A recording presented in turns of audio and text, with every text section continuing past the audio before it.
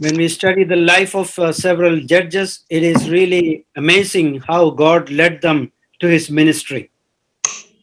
ಅನೇಕರ ನ್ಯಾಯಸ್ಥಾಪಕರ ವಿಷಯದಲ್ಲಿ ನಾವು ಓದುವಾಗ ದೇವರು ಯಾವ ರೀತಿಯಾಗಿ ಅವರ ಸೇವಾ ಕಾರ್ಯದಲ್ಲಿ ಉಪಯೋಗಿಸ್ತಾರೆ ಎಂಬುದಾಗಿ ನಾವು ನೋಡಿದ್ದು ನಿಜವಾಗ್ಲೂ ಸಂತೋಷಕರವಾಗಿದೆ.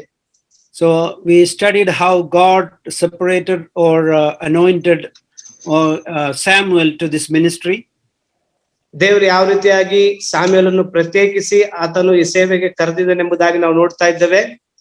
He had a very good mother who prays for him. ಆತನಿಗೆ ಒಳ್ಳೆ ತಾಯಿ ಇದ್ರು, ಆತನಿಗೋಸ್ಕರ ಅವರು ಪ್ರಾರ್ಥಿಸುವಂತರು, ಸ್ತುತಿಸುವಂತರಾಗಿದ್ದರು. He was in the presence of God always in his life. ಆತನು ತನ್ನ ಜೀವಿತ ಕಾಲವಲ್ಲ ದೇವರ ಪ್ರಸನ್ನತೆಯಲ್ಲೇ ಇದ್ದನು. He had a very good time living and blessed time living in the tabernacle. ಆತನು ಆ ದೇವದರ್ಶನ ಗುಡಾರದಲ್ಲಿ ಆಶೀರ್ವದಿಸಲ್ಪಟ್ಟವನಾಗಿ ಅಲ್ಲೇ ಸೇವೆ ಮಾಡುತ್ತಾ ಇದ್ದನು. There he studied all the things that priests have to do. ಯಾಜಕನು ಮಾಡಬೇಕಾದ ಎಲ್ಲ ವಿಧಿಗಳನ್ನು ಆತನು ಕಲಿತುಕೊಂಡನು. He was trained by Eli. ಆತನು ಏಲಿ ಮೂಲಕ ಎಲ್ಲ ತರಬೇತಿ ಹೊಂದಿದನು. And he was guided by the Lord himself. ದೇವರಿಂದ ಸ್ವತಃ ಆತನು ಮಾರ್ಗದರ್ಶನವಾಗಿ ನಡೆಸಲ್ಪಟ್ಟನು. He got his message from God in his early age itself. ಆತನ ಪ್ರಾರಂಭ ಕಾಲದಲ್ಲಿ ಹಂತದಲ್ಲಿ ಆತನು ದೇವರಿಂದ ನಡೆಸಲ್ಪಟ್ಟನು, ವಾಕ್ಯನು ಕೇಳಿದನು. Even though he was living in a wicked surroundings, ಆತನು ದುಷ್ಟತನದಿಂದ ಕೂಡಿದ ಜನರ ಮಧ್ಯದಲ್ಲಿ ಇದ್ರೂ ಸಹ there is no example for him to follow. ಆತನಿಗೆ ಯಾವುದೇ ಒಂದು ಮಾದರಿ ಇಲ್ಲ ಆತನ ಹಿಂಬಾಲಿಸುವುದಕ್ಕೆ. But he was depending upon the word of God. ಆದರೆ ಅವನು ದೇವರ ವಾಕ್ಯದ ಮೇಲೆ ಆಧಾರಿತನಾಗಿದ್ದನು. So he got the word from the Lord at his younger age itself. ಆತನು ದೇವರಿಂದ ಸಣ್ಣ ವಯಸ್ಸಿನಲ್ಲೇ ದೇವರ ವಾಕ್ಯ ಆತನಿಗೆ ಸಿಕ್ಕಿತು. He was very honest to give that word to Eli. ಆತನು ನಂಬಿಗಸ್ತನಾಗಿ ಆ ವಿಷಯವನ್ನು ಏಲಿಗೆ ಸಮರ್ಪಿಸಿದನು, ಹೇಳಿದನು. He never concealed anything. He said everything to Eli about his family. ಆತನ ಕುಟುಂಬದ ವಿಷಯವಾಗಿ ಏಲಿಗೆ ಎಲ್ಲವನ್ನು ಯಾವುದೇ ಮುಚ್ಚಿಡದಂತೆ ಹೇಳಿದನು. What God has spoken to him, he delivered that to Eli. ದೇವರು ಏನು ಆತನ ಸಂಗಡ ಮಾತಾಡಿದರು, ದೇವರು ಏಲಿಯನಿಗೆ ಆ ಎಲ್ಲ ವಿಷಯಗಳನ್ನು ತಿಳಿಸಿದನು. Because of his wickedness, because of their wickedness, the Eli and his children, God punished them. ಏಲಿ ಮಕ್ಕಳು ಅವರ ದುಷ್ಟತನ ನಿಮಿತ್ತವಾಗಿ ದೇವರು ಆಗ್ಲೇ ಅವರನ್ನು ಶಿಕ್ಷಿಸಿದರು. Hophni and Phinehas died at the war. ಹೋಫ್ನಿ ಮತ್ತು ಫಿನಿಯಾಸನು ಯುದ್ಧ ಭೂಮಿಯಲ್ಲಿ ಅವರು ಮರಣ ಹೊಂದಿದರು. And the Lord's ark was captured by Philistine. ಅಲ್ಲಿ ಮಂಜೂಷ ಅದು ಫಿಲಿಸ್ತರ ಕೈಗೆ ಹೋಯ್ತು ಎಂಬುದಾಗಿ, ವಶವಾಯಿತು ಎಂಬುದಾಗಿ ನೋಡ್ತೇವೆ. And Eli also died after hearing that. ಏಲಿಸ ಇದನ್ನು ಕೇಳಿ ಆತನು ಬಿದ್ದು ಮರಣ ಹೊಂದಿದನು. Then we see that now there's the Philistines send back the ark back to Israel. ಫಿಲಿಸ್ತಿಯರು ಈ ಮಂಜೂಷವನ್ನು ಪುನಃ ಇಸ್ರಾಯೇಲರಿಗೆ ಹಿಂತಿರುಗಿಸಿದರು ಎಂಬುದಾಗಿ ನೋಡುತ್ತೇವೆ. Then it came back to Kiriath Jearim, and it was remained in Kiriath Jearim for a long time. ಅಲ್ಲಿ ಕೆರೆತ್ ಜೆರೆಮ್ ಎಂಬ ಪಟ್ಟಣಕ್ಕೆ ಬಂದು ಅದು ತುಂಬಾ ಕಾಲ ಅಲ್ಲಿತ್ತು ಎಂಬುದಾಗಿ ನಾವು ನೋಡ್ತೇವೆ. We read that it is there for 20 years. ಅಲ್ಲಿ 20 ವರ್ಷ ಕಾಲ ಅದಿತ್ತು ಎಂಬುದಾಗಿ ನೋಡ್ತೇವೆ. When we come to chapter 7, we see the ministry of Samuel. ಅಲ್ಲಿ 7ನೇ ಅಧ್ಯಾಯಕ್ಕೆ ಬಂದಾಗ ಸಾಮ್ಯೇಲನ ಸೇವೆಯ ವಿಷಯವಾಗಿ ನಾವು ನೋಡ್ತೇವೆ. And verse 15 we read that Samuel judged Israel all the days of his life. 15ನೇ ವಾಕ್ಯದಲ್ಲಿ ನೋಡ್ತೇವೆ, ಸಾಮ್ಯೇಲನು ಜೀವದಿಂದ ಇರುವವರೆಗೂ ಇಸ್ರಾಯೇಲನ್ನು ಪಾಲಿಸುತ್ತಿದ್ದನು. That was a great privilege for him. ಇದು ಒಂದು ದೊಡ್ಡ ಅವಕಾಶವಾಗಿತ್ತು ಆತನಿಗೆ. So he started in a good way. ಪ್ರಾರಂಭ ಒಳ್ಳೆದಾಗಿತ್ತು. And finished in a very well way also. ಅಂತ್ಯವೂ ಸಹ ಅದು ಒಳ್ಳೆದಾಗಿ ಮುಗಿದಿತ್ತು. He started as a young boy. ಆತನು ಸಣ್ಣ ಹುಡುಗನಾಗಿ ಪ್ರಾರಂಭಿಸಿದನು. He finished as an old man. ಆತನು ವೃದ್ಧನಾಗಿ ಆತನ ಜೀವಿತವನ್ನು ಮುಗಿಸಿದನು. It was well done. ಆತನು ಚೆನ್ನಾಗಿ ನಡೆಸಿದನು. So that is a very good example for us to serve the Lord in that way. ಇದು ನಮಗೆ ಒಳ್ಳೆ ಮಾದರಿ ಆಗಿದೆ ದೇವರನ್ನು ಸೇವೆ ಮಾಡುವ ವಿಷಯದಲ್ಲಿ. Then when we come to chapter 7 verse 3, Samuel spoke to all house of Israel saying, if you are returned to the Lord with all your heart, then put away the foreign gods. ಸ್ಯಾಮ್ಯುಯೇಲನು ಅಲ್ಲಿ ಇಸ್ರಾಯೇಲ್ನ ಮನೆತನಗೆ ಮಾತಾಡುತ್ತಾನೆ, ನೀವು ಪೂರ್ಣ ಮನಸ್ಸಿಂದ ಯೆಹೋವನ ಕಡೆಗೆ ತಿರುಗಿಕೊಂಡುದಾದರೆ. So we hear that there is a call for returning to the Lord. ಇಲ್ಲಿ ಒಂದು ಕರುವಿಕೆ ದೇವರ ಕಡೆಗೆ ತಿರುಗಿಕೊಳ್ಳಬೇಕೆಂಬುದಾಗಿ ಇಸ್ರಾಯೇಲಿಗೆ ಕೊಡುತ್ತಾರೆ. If you return to the Lord, there is a need for returning back to God. ನೀವು ದೇವರ ಕಡೆಗೆ ತಿರುಗಿಕೊಳ್ಳುವುದಾದ್ರೆ ಅಲ್ಲಿ ದೇವರ ಕಡೆಗೆ ತಿರುಗಿಕೊಳ್ಳುವುದು ಒಂದು ಅವಶ್ಯಕತೆ ಇದೆ. So what he is talking to them is put away all the foreign gods.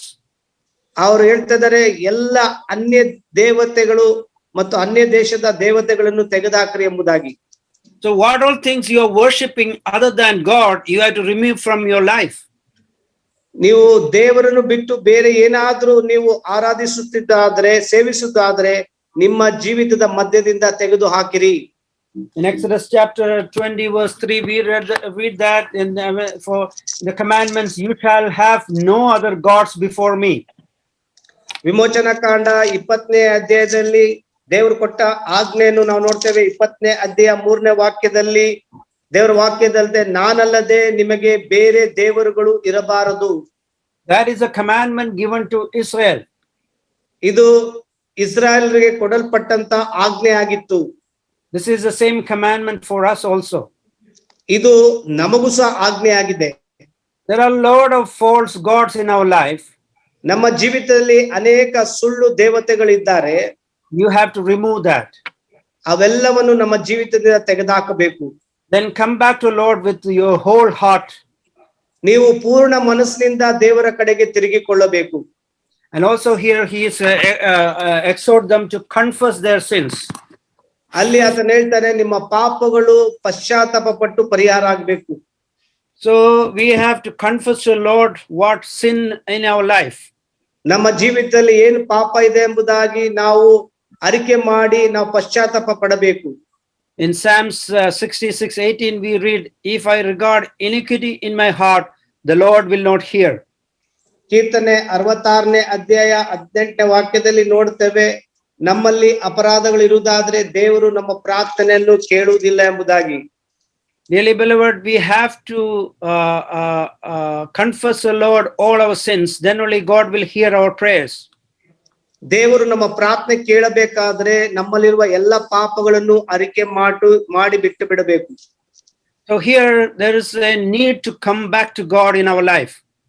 ಇಲ್ಲಿ ನಮ್ಮ ಜೀವಿತದಲ್ಲಿ ದೇವರ ಕಡೆ ಪುನಃ ತಿರುಗಿಕೊಳ್ಳುವ ಅವಶ್ಯಕತೆ ಇದೆ. The way you loved him, the way I loved him is not enough.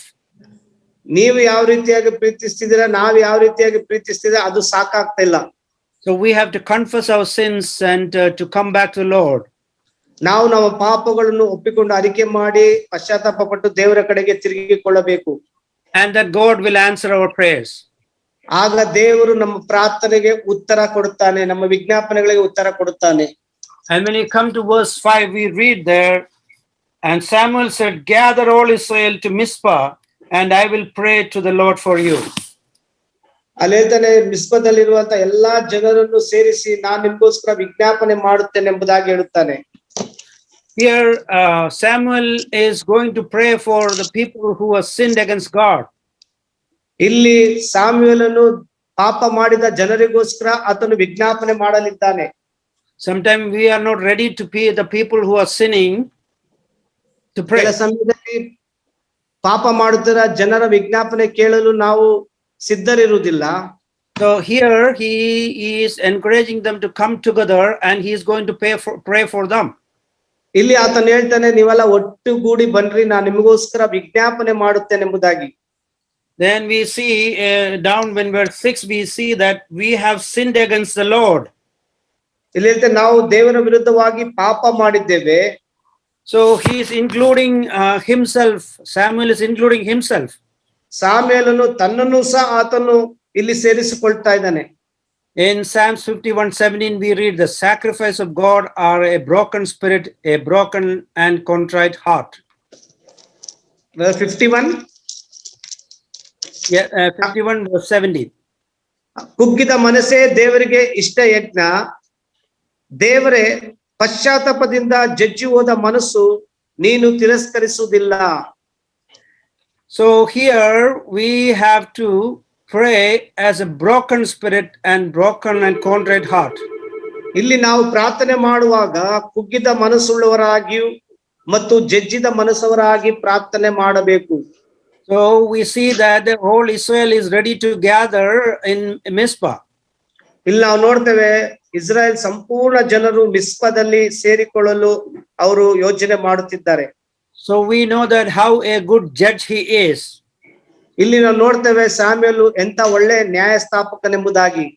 We see in verse 16 that he went from year to year on a circuit to Bethel, Gilgal and Mizpah and judged Israel in all those places, but he always returned to Ramah. ನಾವು ನೋಡ್ತೇವೆ 16ನೇ ವಾಕ್ಯದಲ್ಲಿ ಅವನು ಇಸ್ರಾಯೇಲರ ನ್ಯಾಯಗಳನ್ನು ತೀರಿಸುವುದಕ್ಕೋಸ್ಕರ ಪ್ರತಿ ವರ್ಷವೂ Bethel, Gilgal, ಮಿಸ್ಪೆ ಎಂಬ ಪಟ್ಟಣಕ್ಕೆ ಸುತ್ತಿ ರಾಮಕ್ಕೆ ತಿರುಗಿ ಬರುತ್ತಿದ್ದನೆಂಬುದಾಗಿ ನೋಡ್ತೇವೆ. He's traveling all the place and teaching them from the word of God. ಇಲ್ಲಿ ಎಲ್ಲಾ ಸ್ಥಳಗಳಿಗೆ ತಿರುಗಾಡಿ ದೇವರ ವಾಕ್ಯವನ್ನು ಆತನು ಸಾರುತ್ತಾ ಇದ್ದಾನೆ. So that's why the people are ready to come to hear from him. ಆದ ಕಾರಣ ದೇವರು ಇವನಿಗೆ ಆರಿಸಿಕೊಂಡ ಕಾರಣ ಜನರು ಇವನ ಸಂಗಡಕ್ಕೆ ಬರಲು ಇಷ್ಟಪಡುತ್ತಾರೆ. These places are far places, but he traveled everywhere to encourage the children of God. ಇವೆಲ್ಲ ದೂರ ಸ್ಥಳಗಳಿದ್ರು ಈ ಮಕ್ಕಳಿಗೆ ದೇವರ ವಾಕ್ಯದಿಂದ ಪ್ರೋತ್ಸಾಹಿಸೋಸ್ಕರ ಆತನು ಪ್ರಯಾಣ ಮಾಡುತ್ತಾನೆ. So we see in Karnataka also here places are very far, but God is pleased us to come together and also encourage the people in different places. ಇಲ್ಲಿ ನಾವು ನೋಡ್ತೇವೆ ಕರ್ನಾಟಕದಲ್ಲೂ ಅನೇಕ ದೂರ ಸ್ಥಳಗಳಿಂದ ಬಂದು ಅವರು ಪ್ರೋತ್ಸಾಹಿಸಲ್ಪಡ್ಬೇಕೆಂಬುದಾಗಿ ದೇವರಿಗೆ ಆತನು ಸಹಾಯ ಮಾಡ್ತಾ ಇದ್ದಾನೆ. So that's the way we have to gather together in the presence of God. ಈ ರೀತಿಯಾಗಿ ನಾವು ದೇವರ ಸನ್ನಿಧಾನದಲ್ಲಿ ಕೂಡಿಕೊಳ್ಳಬೇಕು. And we see that here he is considering other sin as his own sin. ಇಲ್ಲಿ ನಾವು ನೋಡ್ತೇವೆ ಇತರರ ಪಾಪಗಳು ಸಹ ತನ್ನ ಪಾಪವಾಗಿ ಆತನು ಪರಿಗಣಿಸುತ್ತಾ ಇದ್ದಾನೆ. Samuel acted as though he were to blame along with the people. ಸ್ಯಾಮ್ಯೇಲನು ತನ್ನನ್ನು ಸಹ ಈ ತಪ್ಪಿಗೆ ಆತನು ಹೊಣೆ ಎಂಬುದಾಗಿ ಆತನು ತೆಗೆದುಕೊಳ್ಳುತ್ತಾ ಇದ್ದಾನೆ. The sin of these people are the sin of mine also. ಇತರ ಜನರ ಪಾಪ ಸಹ ನನ್ನ ಪಾಪ ಎಂಬುದಾಗಿ ಆತನು ತಿಳಿದುಕೊಳ್ಳುತ್ತಾ ಇದ್ದಾನೆ.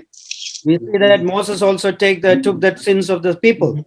ಮೋಶೆ ಸಹ ಅದೇ ರೀತಿಯಾಗಿ ಇತರರ ಪಾಪಗಳನ್ನು ತೆಗೆದುಕೊಂಡನೆಂಬುದಾಗಿ ನೋಡ್ತೇವೆ. Sometimes something happen in our midst, we blame others. ನಮ್ಮ ಜೀವಿತದಲ್ಲಿ ಏನಾರ ಆದ್ರೆ ನಾವು ಇತರರ ಮೇಲೆ ನಾವು ಹೊಣೆಯನ್ನು ಹೊರಿಸುತ್ತೇವೆ. In even our sins also we blame others. ನಮ್ಮ ಪಾಪಗಳಿಗೋಸ್ಕರ ನಾವು ಇತರಿಗೆ ನಾವು ಹೊಣೆ ಹೊರಿಸ್ತೇವೆ, ತಪ್ಪಿನ ಹೊರೆಯನ್ನು ಹೊರಿಸ್ತೇವೆ. So we are not ready to consider other sin as our own sin. ಇತರರ ಪಾಪಗಳು ನಮ್ಮ ಪಾಪಗಳು ಎಂಬುದಾಗಿ ನಾವು ಒಪ್ಪಿಕೊಳ್ಳುವುದಿಲ್ಲ. Because we are responsible for the others also. ನಾವು ಇತರರ ಪಾಪಕ್ಕೂ ಸಹ ಜವಾಬ್ದಾರಿ ಆಗಿರ್ತೇವೆ. So we have the great responsibility as the leaders or teachers of the word of God about the sins of these people. ನಾವು ಇತರರ ಪಾಪಕ್ಕೆ ನಾವು ನಾಯಕರಾಗಿಯೂ ಹಿರಿಯರಾಗಿ ಮತ್ತು ನಾವು ಜವಾಬ್ದಾರಿ ತೆಗೆದುಕೊಳ್ಳಬೇಕು. Instead of like Samuel, we need not only take responsibility for our sins, but also help our fellow brothers with their sin. ನಾವು ಸಾಮ್ಯೇಲನ ರೀತಿಯಲ್ಲಿ ಪಾಪಗಳನ್ನು ತೆಗೆದುಕೊಳ್ಳುವುದು ಬೇಡ, ಆದ್ರೆ ಅವರ ಪಾಪದಲ್ಲಿ ನಾವು ಅವರಿಗೆ ಸಹಾಯ ಮಾಡಬಹುದು ಅಲ್ಲಿಂದ ತಪ್ಪಿಸಿಕೊಳ್ಳಲು. When we come to Galatians chapter 6 verse 1, Galatia ಪತ್ರಿಕೆ 6ನೇ ಅಧ್ಯಾಯ 1ನೇ ವಾಕ್ಯಕ್ಕೆ ಬರುವಾಗ we read like this. Brother, you can read. ಅಲ್ಲಿ ವಾಕ್ಯದಲ್ಲಿ ಓದ್ತೇವೆ, ಸಹೋದರೇ ನಿಮ್ಮಲ್ಲಿ ಯಾರಾದ್ರೂ ಯಾವುದೇ ಒಂದು ದೋಷದಲ್ಲಿ ಸಿಕ್ಕಿದರೆ ಅಂಥವನನ್ನು ಆತ್ಮನಿಂದ ನಡೆಸಿಕೊಳ್ಳುವ ನೀವು ಶಾಂತ ಭಾವದಿಂದಿದ್ದು ತಿದ್ದಿ ಸರಿ ಮಾಡಿರಿ. ನೀವಾದರೂ ದುಷ್ಪ್ರೇರಣೆಗೆ ಒಳಗಾಗದಂತೆ ನಿನ್ನ ವಿಷಯದಲ್ಲಿ ಎಚ್ಚರಿಕೆಯಾಗಿರು. So here we see that there is a ministry for restore these people. ಇಲ್ಲಿ ನಾವು ನೋಡ್ತೇವೆ ಒಂದು ಸೇವೆ ಇದೆ, ಅವರನ್ನು ಪುನಃ ಹಿಂತಿರುಗಿಸುವುದಕ್ಕಾಗಿ. We are not going to excommunicate them, ನಾವು ಅವರನ್ನು ತೆಗೆದುಹಾಕುವುದಲ್ಲ, but God is asking that to restore them back to the flock. ನಾವು ಅಲ್ಲಿ ನೋಡ್ತೇವೆ ದೇವರು ಅವರನ್ನು ಇಲ್ಲಿಗೆ ಪುನಃ ಸೇರಿಸಿಕೊಳ್ಳುವಂತೆ ಮಾಡಬೇಕೆಂಬುದಾಗಿ ಹೇಳುತ್ತಾ ಇದ್ದಾನೆ. So such a one in a spirit of gentleness. ಇಲ್ಲಿ ನೋಡ್ತೇವೆ ಶಾಂತ ಭಾವದಿಂದ ಎಂಬುದಾಗಿ ಹೇಳ್ತೇವೆ. Considering yourself lest you also be tempted. ಇಲ್ಲಿ ವಾಕ್ಯದಲ್ಲಿ ನೋಡ್ತೇವೆ, ನೀವಾದರೂ ದುಷ್ಪ್ರೇರಣೆಗೆ ಒಳಗಾಗದಂತೆ ಈ ವಿಷಯದಲ್ಲಿ ಎಚ್ಚರಿಕೆಯಾಗಿರಿ. So there is a chance for you also have fallen down. ಇಲ್ಲಿ ಒಂದು ಅವಕಾಶ ಇದೆ, ನೀವು ಸಹ ಕೆಳಗೆ ಬಿದ್ದು ಹೋಗಬಹುದು. So we are also living in a world where with the flesh where there we can tempted to sin. ನಾವು ಈ ಲೋಕದಲ್ಲಿ ಜೀವಿಸ್ತಾ ಇದ್ದೇವೆ, ನಾವು ಸಹ ಈ ಪಾಪಕ್ಕೆ ಶೋಧನೆಗೆ ಒಳಗಾಗಬಹುದು. Because of that we need fellowship. ಆದ ಕಾರಣ ನಮಗೆ ಅನ್ಯೋನ್ಯತೆ ಬಹಳ ಅವಶ್ಯಕತೆ ಇದೆ. We need to study the word of God. ನಾವು ದೇವರ ವಾಕ್ಯವನ್ನು ಓದಬೇಕು. We have to pray together and pray for each other. ನಾವು ಜೊತೆಯಾಗಿ ಪ್ರಾರ್ಥಿಸಬೇಕು ಮತ್ತು ಒಬ್ಬರಿಗೋಸ್ಕರ ಪ್ರಾರ್ಥನೆ ಮಾಡಬೇಕು. So these all help us to encourage each other and live a victorious Christian life. ಇದು ಒಬ್ಬೊಬ್ಬರಿಗೆ ಪ್ರೋತ್ಸಾಹಿಸಲ್ಪಟ್ಟು ನಾವು ಜಯಭರಿತವಾದ ಜೀವಿತವನ್ನು ಸಾಗಿಸಲು ಸಾಧ್ಯವಾಗ್ತದೆ. So what a great ministry was Samuel's ministry. ನೋಡ್ರಿ, ಸಾಮುವೇಲನ ಒಂದು ಸೇವೆ ಎಂತ ದೊಡ್ಡ ಸೇವೆ ಆಗಿತ್ತು, ಉತ್ತಮ ಸೇವೆ ಆಗಿತ್ತು. So here we come to when we come to the next verses, we see that there is a war coming. ಇಲ್ಲಿ ನಾವು ನೋಡ್ತೇವೆ ಮುಂದೆ ಒಂದು ಯುದ್ಧ ಬರ್ತದೆ. So when Philistines heard about that Israel all gathered in Mizpah, ಫಿಲಿಸ್ಟಿಯರು ಇಸ್ರಾಯೇಲರು ಮಿಚ್ಪದಲ್ಲಿ ಕೂಡಿ ಬಂದಿದ್ದಾರೆ ಎಂಬುದಾಗಿ ಗೊತ್ತಾದಾಗ they are all worried and they afraid of then at that time Israelites afraid of Philistines. ಆ ಸಮಯದಲ್ಲಿ ಇಸ್ರಾಯೇಲರು ಸಹ ಫಿಲಿಸ್ಟಿಯರ ವಿಷಯವಾಗಿ ಹೆದರಿದ್ದಾರೆ ಎಂಬುದಾಗಿ ನೋಡ್ತೇವೆ. So even though they pray to God and even though they have a good leader and the God's word is coming to them through Samuel, they afraid of their enemy. ದೇವರು ಅವರು ಪ್ರಾರ್ಥನೆ ಮಾಡಿದ್ರು, ಅವರಿಗೆ ಒಳ್ಳೆ ನಾಯಕನಿದ್ದರೂ ಸಹ ದೇವರ ವಾಕ್ಯ ಬಂದಿದ್ರು ಸಹ ಅವರು ಅಲ್ಲಿ ಭಯಪಟ್ಟರೆಂಬುದಾಗಿ ನಾವು ನೋಡ್ತೇವೆ. So we in verse 8 we see, do not cease to cry out to the Lord our God for us, that he may save us from the hand of the Philistines. 8ನೇ ವಾಕ್ಯದಲ್ಲಿ ನೋಡ್ತೇವೆ, ನಮ್ಮ ದೇವರಾದ ಯೆಹೋವನು ನಮ್ಮನ್ನು ಫಿಲಿಸ್ಟಿಯರ ಕೈಯಿಂದ ತಪ್ಪಿಸಿ ರಕ್ಷಿಸುವ ಹಾಗೆ ನೀನು ನಮಗೋಸ್ಕರ ಆತನಿಗೆ ಮೊರೆಯಿಡು, ಸುಮ್ಮನಿರಬೇಡ ಅಂದರು. So here Israel is requesting Samuel to pray for deliverance. ಇಲ್ಲಿ ಇಸ್ರಾಯೇಲರು ಸಾಮುವೇಲಿಗೆ ವಿಮೋಚನೆಗೋಸ್ಕರ ಬಿಡುಗಡೆಗೋಸ್ಕರ ಪ್ರಾರ್ಥಿಸು ಎಂಬುದಾಗಿ ಕೇಳಿಕೊಳ್ಳುತ್ತಾ ಇದ್ದಾರೆ. They are not sure about that, but they say may save us. ಅಲ್ಲಿ ಕೇಳ್ತಾರೆ, ದೇವರು ನಮ್ಮನ್ನು ರಕ್ಷಿಸಬಹುದು ಎಂಬುದಾಗಿ. Dearly beloved, we should be sure about what we are praying.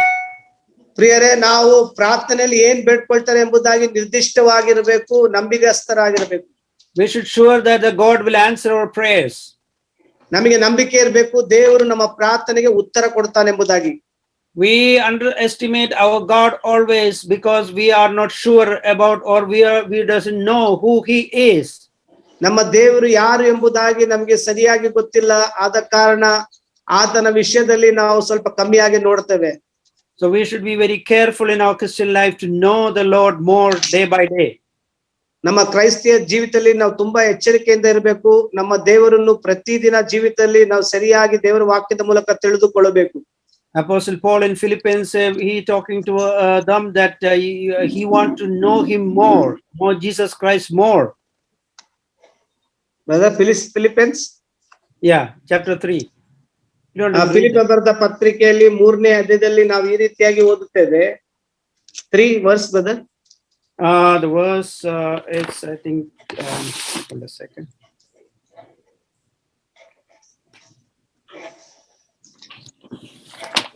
No, repeat, brother. 10, verse 10. 10ನೇ ವಾಕ್ಯದಲ್ಲಿ ನೋಡ್ತೇವೆ, ಆತನು ಆತನ ಪುನರುತ್ಥಾನದಲ್ಲಿರುವ ಶಕ್ತಿಯನ್ನು, ಆತನ ಬಾಧೆಗಳಲ್ಲಿ ಪಾಲುದಾರರಾಗಿರುವ ಪದವಿಯನ್ನು ತಿಳಿದುಕೊಂಡು ಆತನ ಮರಣದ ವಿಷಯದಲ್ಲಿ ಆತನಿಗೆ ಸ್ವರೂಪನಾಗಬೇಕೆಂದು ನನ್ನ ಕುತೂಹಲವಾಗಿದೆ. So he knows Lord Jesus Christ, that's why he became a child of God. ಆತನು ಕರ್ತನಾದ ಯೇಸು ಕ್ರಿಸ್ತನು ಯಾರೆಂಬುದಾಗಿ ಗೊತ್ತಾಗಿತ್ತು, ಅದಕ್ಕೆ ಆತನ ಮಗನಾಗಿದ್ದನು. He know God, he worship God, and he living for God and living with God.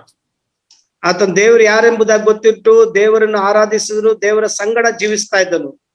But he again telling us that he wants to know him more. ಆದ್ರೂ ಸಹ ಆತನ ಹೇಳ್ತಾ ಇದ್ದಾನೆ, ನಾವು ಕ್ರಿಸ್ತನನ್ನು ಇನ್ನೂ ಹೆಚ್ಚಾಗಿ ಅರಿತುಕೊಳ್ಳಬೇಕೆಂಬುದಾಗಿ. So every day in our life we have to study or know the Lord more and more. ಪ್ರತಿ ದಿನ ನಮ್ಮ ಜೀವಿತದಲ್ಲಿ ನಾವು ಕ್ರಿಸ್ತನನ್ನು ಹೆಚ್ಚಾಗಿ ಕಲಿತುಕೊಳ್ಳಬೇಕು ಮತ್ತು ತಿಳಿದುಕೊಳ್ಳಬೇಕು. Israelites have a lot of examples in their life how Lord delivered them from Egypt. ಇಲ್ಲಿ ನೋಡ್ತೇವೆ, ದೇವರು ಐಗುಪ್ತ ದೇಶದಿಂದ ಇಸ್ರಾಯೇಲರನ್ನು ಯಾವ ರೀತಿಯಾಗಿ ಬಿಡುಗಡೆ ಮಾಡಿದ್ದಾನೆಂಬುದಾಗಿ ಒಂದು ಮಾದರಿ, ಒಂದು ಉದಾಹರಣೆ ಆಗಿದೆ. And also they know that at the time of judges, God answered their prayers and delivered them.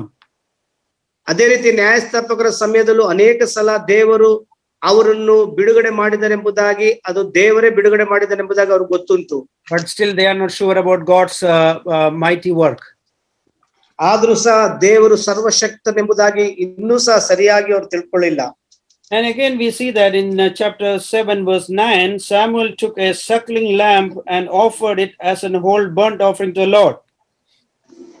9ನೇ ವಾಕ್ಯದಲ್ಲಿ ನೋಡ್ತೇವೆ, ಆಗ ಸಾಮುವೇಲನು ಹಾಲು ಕುಡಿಯುವ ಕುರಿಮರಿಯನ್ನು ತಂದು ಯೆಹೋವನಿಗೆ ಸರ್ವಾಂಗ ಹೋಮವಾಗಿ ಸಮರ್ಪಿಸಿದನು.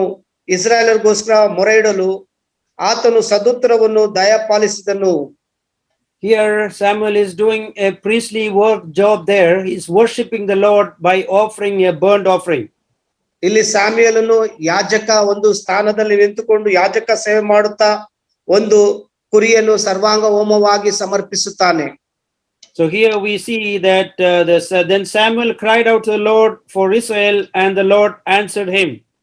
ಸಾಮುವೇಲನು ದೇವರಿಗೆ ಮೊರೆಯಿಡಲು ದೇವರು ಆತನು ಸದುತ್ತರ ಕೊಟ್ಟನೆಂಬುದಾಗಿ ನೋಡುತ್ತೇವೆ. So when he come to the Lord and confess their sins and pray to God and worship the Lord, Lord answered his prayers. ದೇವರು ಅಲ್ಲಿ ಬಂದು ಪಾಪಗಳನ್ನು ಒಪ್ಪಿಕೊಂಡು ಅರಿಕೆ ಮಾಡಿ ಅಲ್ಲಿ ಆರಾಧಿಸಿದಾಗ ದೇವರು ಆತನ ಹೋಮವನ್ನು ಸ್ವೀಕರಿಸಿ ಆತನ ಪ್ರಾರ್ಥನೆಗೆ ಸದುತ್ತರ ಕೊಟ್ಟನು. And we see in verse 10, but the Lord thundered with a loud thunder upon Philistines that day, and so confused them that they were overcome before Israel.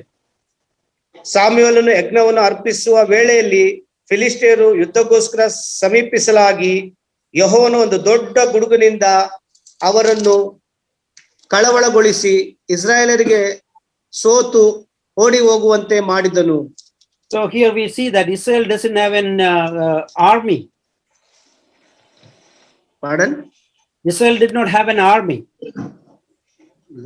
Israel did not have an army. ಇಸ್ರಾಯೇಲ್ಗೆ ಯಾವುದೇ ಒಂದು ಸೈನ್ಯ ಇಲ್ಲಿ ಇದ್ದಿಲ್ಲ. They were all from different places, and they were not a common gathering as an army. ಅವರು ಒಂದು ಸೇನೆ ಆಗಿದ್ದಿಲ್ಲ, ಬೇರೆ ಬೇರೆ ಕಡೆಯಿಂದ ಈ ಜನರು ಬಂದಿದ್ದಾರೆ ಎಂಬುದಾಗಿ ನಾವು ನೋಡ್ತೇವೆ. But now the God is fighting for them.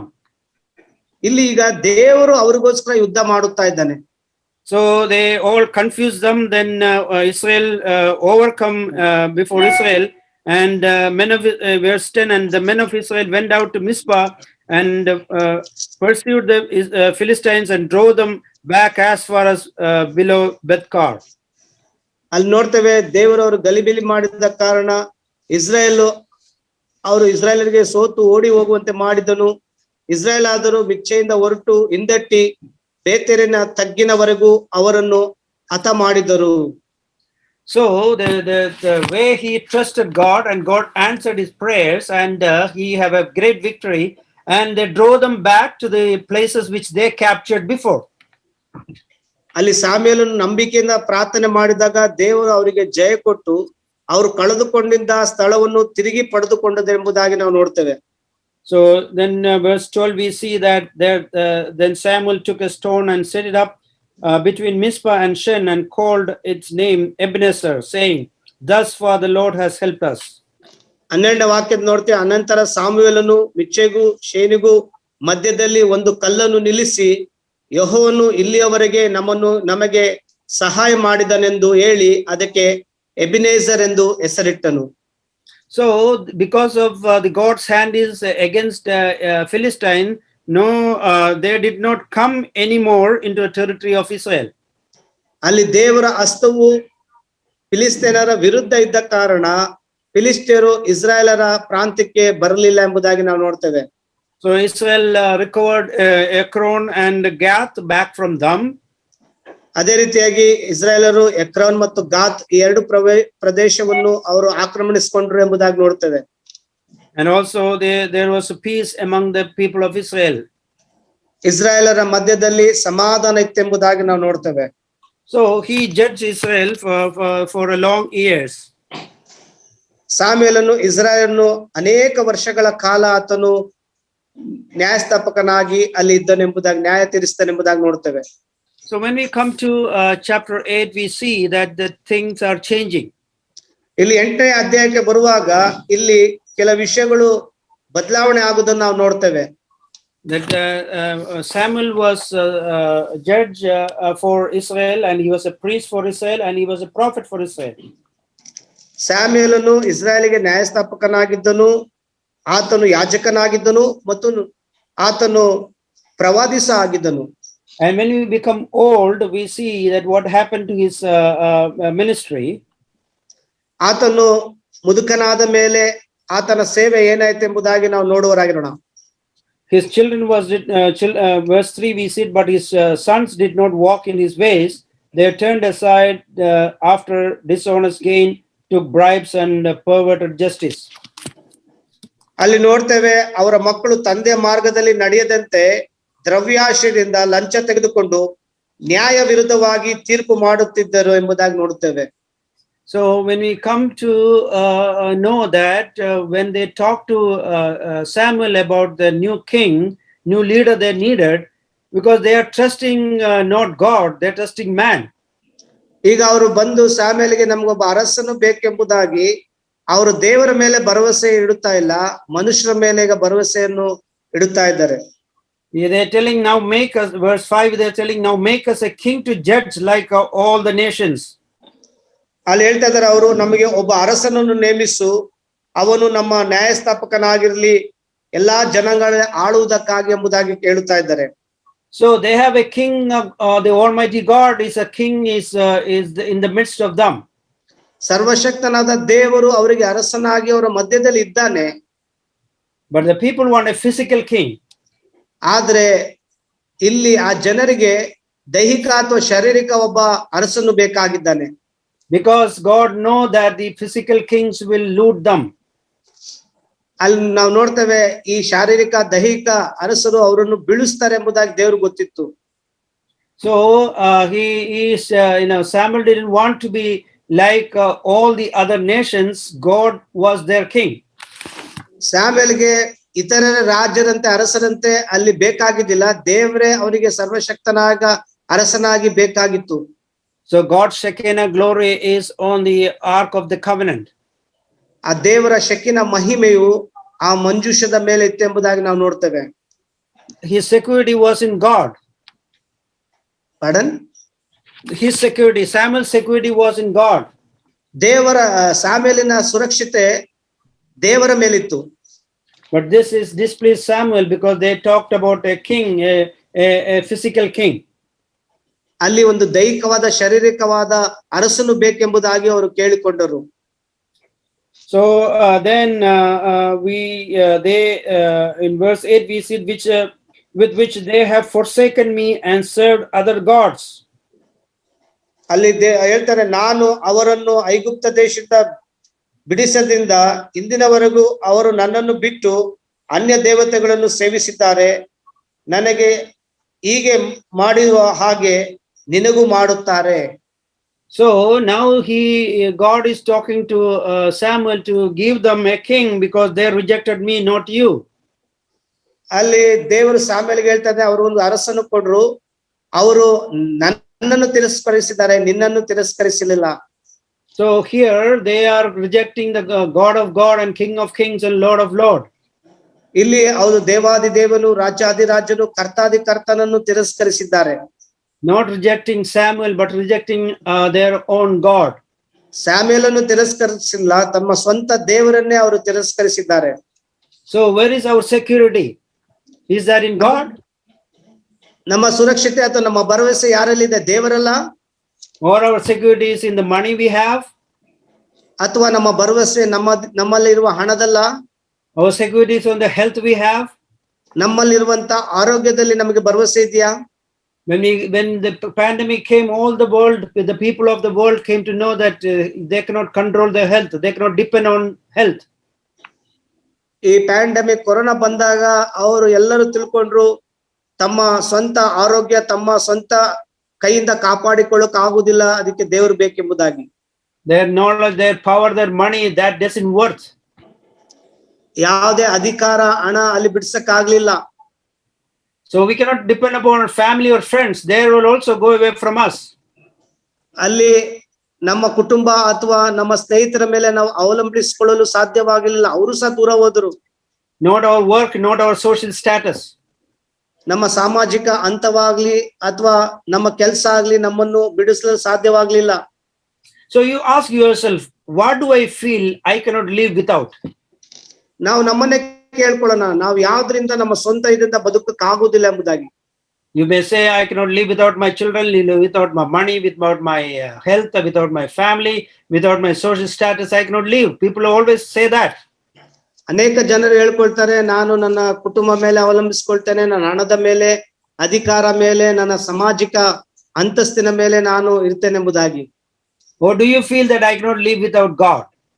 ನೀವೇನ್ ತಿಳ್ಕೊಳ್ತೀರಾ, ನಾನು ಯಾವ್ದ್ರಿಂದ ಇರಲು ಸಾಧ್ಯವಿಲ್ಲ ಎಂಬುದಾಗಿ.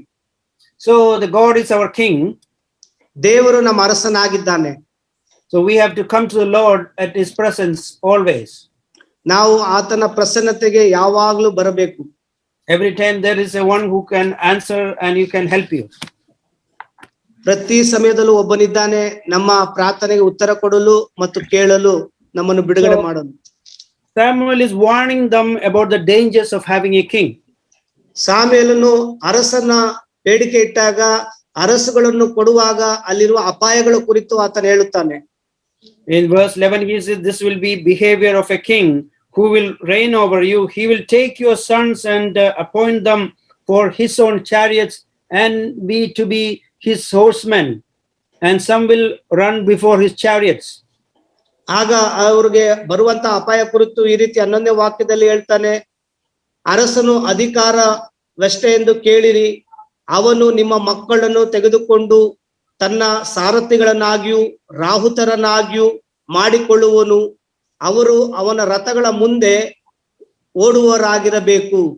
So the king, the physical king, will make you as his own slaves. ಅಲ್ಲಿ ದೈಹಿಕವಾಗಿರುವಂತ ಅರಸನು ಅವನು ನಿಮಗೆ ದಾಸನಾಗಿ ಮಾಡಿಕೊಳ್ಳುತ್ತಾನೆ. We see in verse 13, he will take your daughters to be perfumers, cooks and bakers. ಅಲ್ಲಿ 13ನೇ ವಾಕ್ಯದಲ್ಲಿ ನೋಡ್ತೇವೆ, ಇದಲ್ಲದೆ ಅವನು ನಿಮ್ಮ ಹೆಣ್ಣು ಮಕ್ಕಳನ್ನು ಸುಗಂಧ ದ್ರವ್ಯ ಮಾಡುವುದಕ್ಕೂ ಅಡಿಗೆ ಮಾಡುವುದಕ್ಕೂ ರೊಟ್ಟಿ ಸುಡುವುದಕ್ಕೂ ನೇಮಿಸಿಕೊಳ್ಳುವನು. And verse 14, he will take the best of your fields. ಅಲ್ಲಿ ನೋಡ್ತೇವೆ, ನಿಮ್ಮ ಒಳ್ಳೆ ಉತ್ತಮವಾದ ಹೊಲಗಳನ್ನು, ದ್ರಾಕ್ಷ ತೋಟಗಳನ್ನು, ಎಣ್ಣೆ ಮರಗಳನ್ನು, ತೋಪುಗಳನ್ನು ಕಿತ್ತುಕೊಳ್ಳುವನು. He will take 10th of your grain. 10ರಲ್ಲಿ 1 ಭಾಗ ನಿಮ್ಮ ಎಲ್ಲ ದವಸ ಧಾನ್ಯಗಳನ್ನು ಕಿತ್ತುಕೊಳ್ಳುವನು. He will take 10th of your sheep.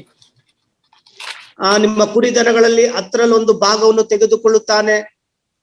But when in Samuel chapter 1 Samuel chapter 12 we come to know that how the integrity of Samuel's leadership.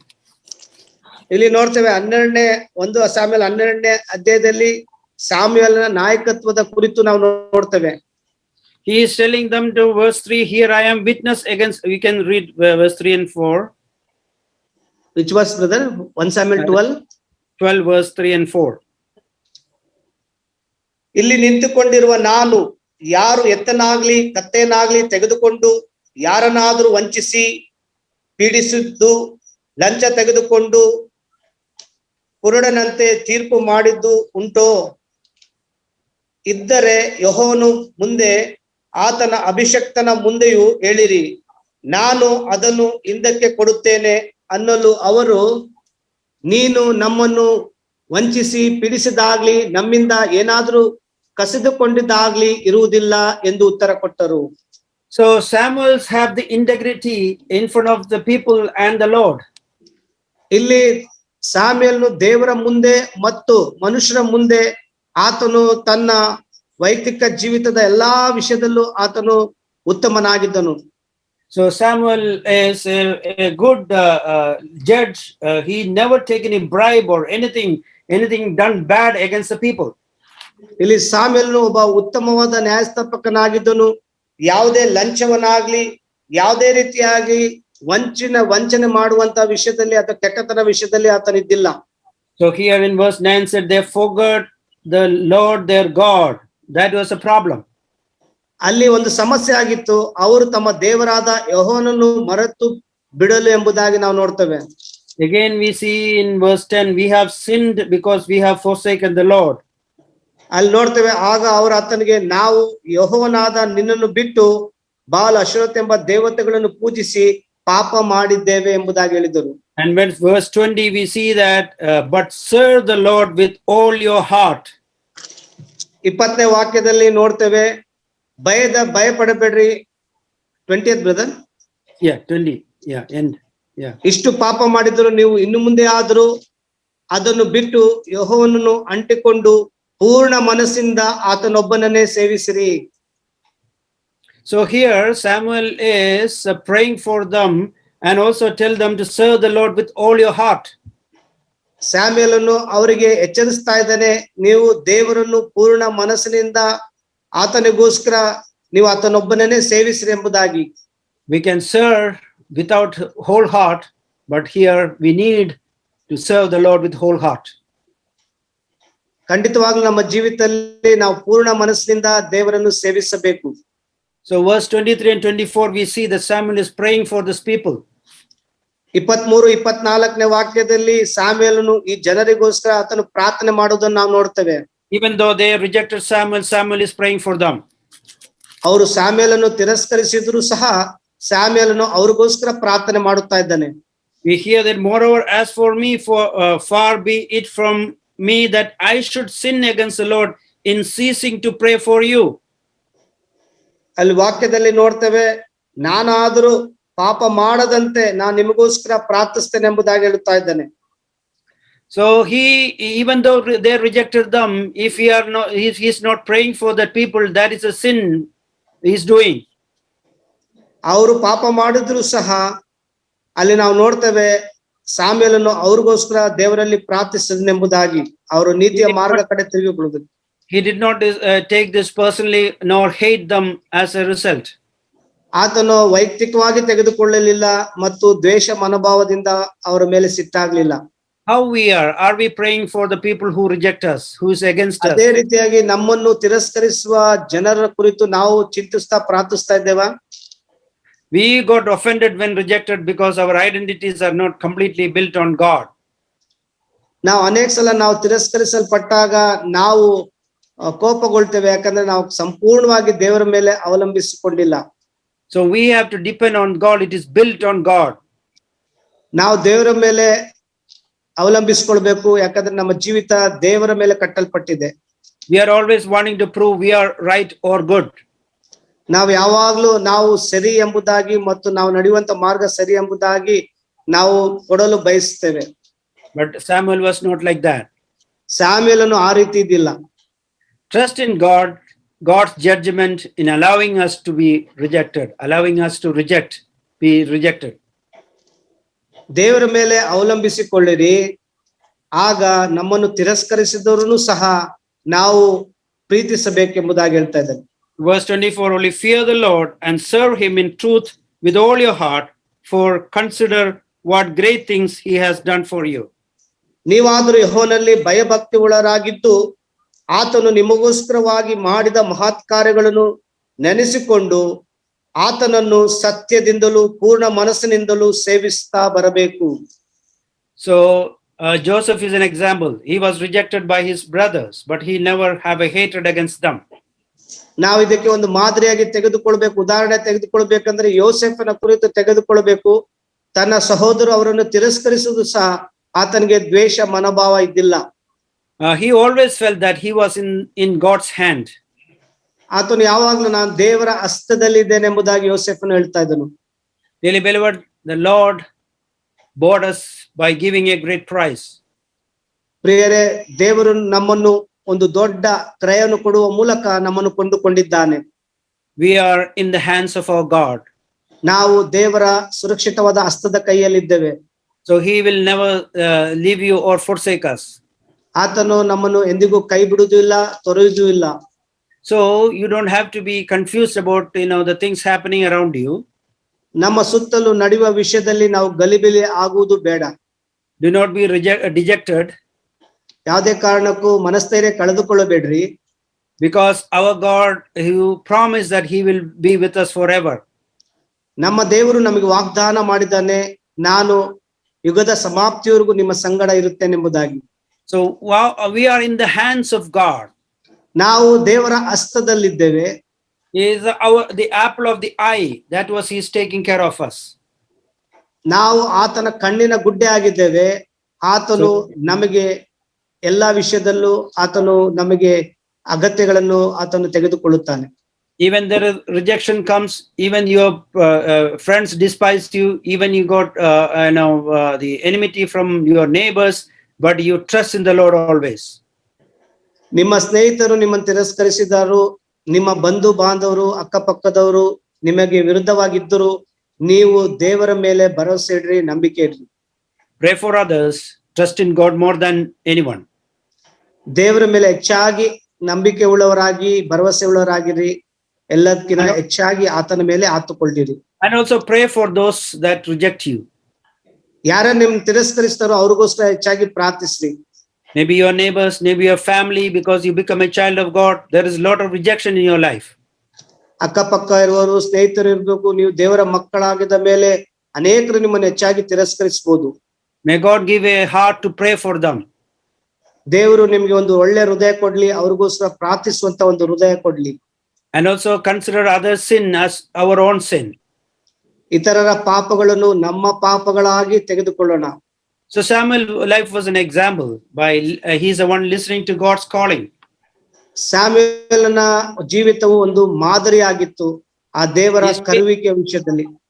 He is speaking unpleasant truth what he got from the Lord. ಆತನು ದೇವರಿಂದ ಬಂದಂತ ಆ ವಿಷಯವನ್ನು ಮುಚ್ಚುಮುರ ಮಾಡದೆ ಆತನು ಏಲಿಗೆ ಹೇಳುತ್ತಾನೆ. And he considering other sin as his own sin. ಇತರರ ಪಾಪವನ್ನು ತನ್ನ ಸ್ವಂತ ಪಾಪವಾಗಿ ಆತನು ಪರಿಗಣಿಸುತ್ತಾನೆ. He trusts in God more than man or others. ಆತನು ದೇವರ ಮೇಲೆ ಮನುಷ್ಯನಿಗಿಂತ ಹೆಚ್ಚಾಗಿ ಆತನು ಭರವಸೆ ಮತ್ತು ಅವಲಂಬನೆ ಇಟ್ಟುಕೊಂಡಿದ್ದಾನೆ. He is praying for those who that rejected him. ಯಾರು ಆತನನ್ನು ತಿರಸ್ಕರಿಸಿದರೋ ಅವ್ರಿಗೋಸ್ಕರ ಆತನು ಪ್ರಾರ್ಥಿಸಿದನು. Let us do that, and may God help you in this time. And tomorrow, next Tuesday, we are going to finish this study of Samuel. ಇದೇ ರೀತಿಯಾಗಿ ನಾವು ಸಹ ಮಾಡಿ ನಮ್ಮ ಜೀವಿತದಲ್ಲಿ ಆಶೀರ್ವಾದ ಹೊಂದರಾಗಿರೋಣ. ಬರವಾರದಲ್ಲಿ ನಾವು ಸಾಮ್ಯಲ್ನ ಕುರಿತು ಈ ಅಧ್ಯಾಯವನ್ನು ಮುಗಿಸಲಿದ್ದೇವೆ. So we are going to receive that from to study from the anointing of the king Saul and also David. ನಾವು ಈ ದೇವ ಮನುಷ್ಯನಿಂದ ಸೌಲನು ಮತ್ತು ದಾವಿದನ ಅಭಿಷೇಕದ ಕುರಿತು ನಾವು ನೋಡುವರಾಗಿರೋಣ. And may God help us to study that word once again. And thank you all for joining, and thank you for giving me this wonderful time to share the word of God. Thank you once again. ಎಲ್ಲರಿಗೂ ವಂದನೆಗಳು.